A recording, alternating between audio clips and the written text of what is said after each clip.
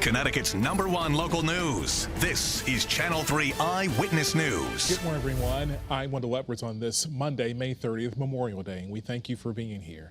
We begin with breaking news overnight in Brookville. Law enforcement officers are looking for a swimmer they say was last seen at Candlewood Lake.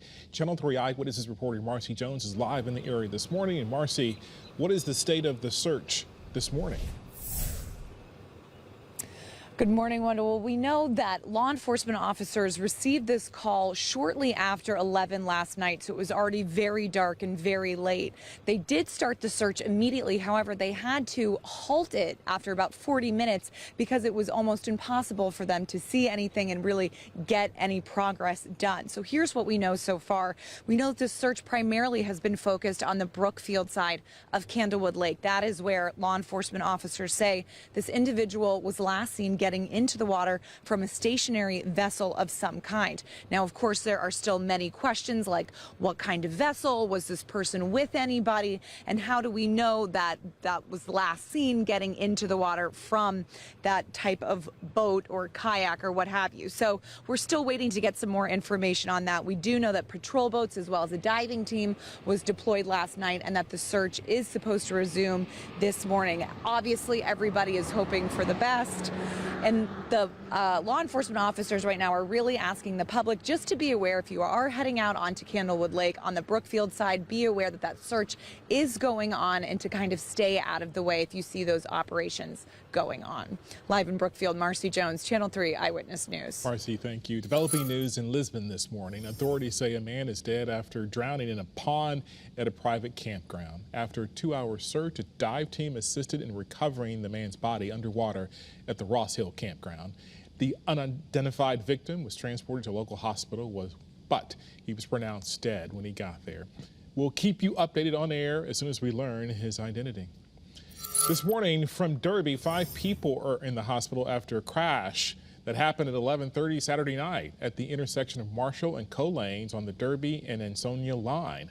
Officers say the 2 cars crashed head-on in that intersection, and it took more than an hour to get that crash all cleaned up.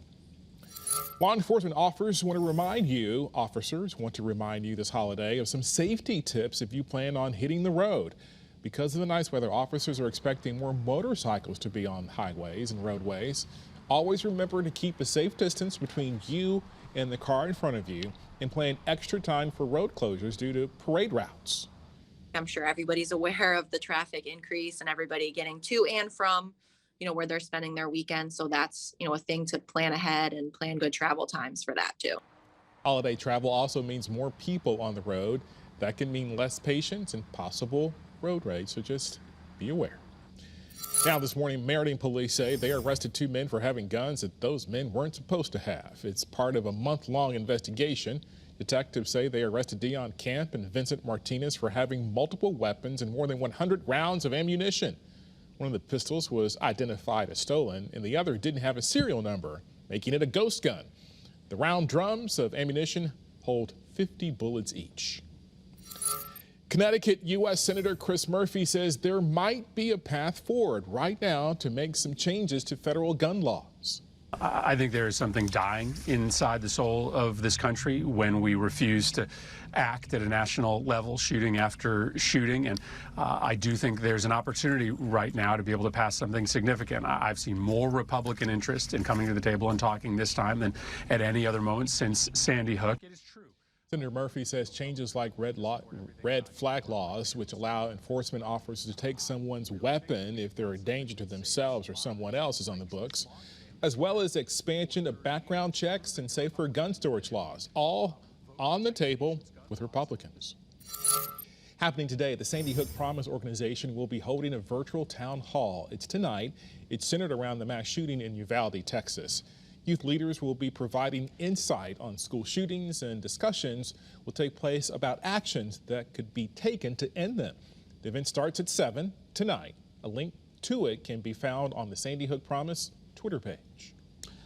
7:04. Hi, everybody. Good morning. You going to the beach today? Good for you. It's going to be a lovely day with temperatures in the mid-80s with UV indexes of 9 today on a scale from 1 to 12. So make sure you lather and slather up that sunscreen.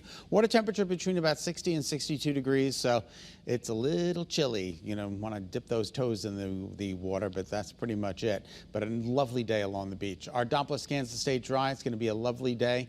We are talking about great visibility out there this morning. And according to early morning futurecast, no weather woes during the day today, just maybe a cloud or two passing by, but it looks to be another brilliant day of sunshine with temperatures a little bit warmer than yesterday. We're going to get to that 90-degree mark in inland Connecticut, low to mid-80s along the shoreline. Now, tomorrow morning when you wake up with us, abundant sunshine during the day.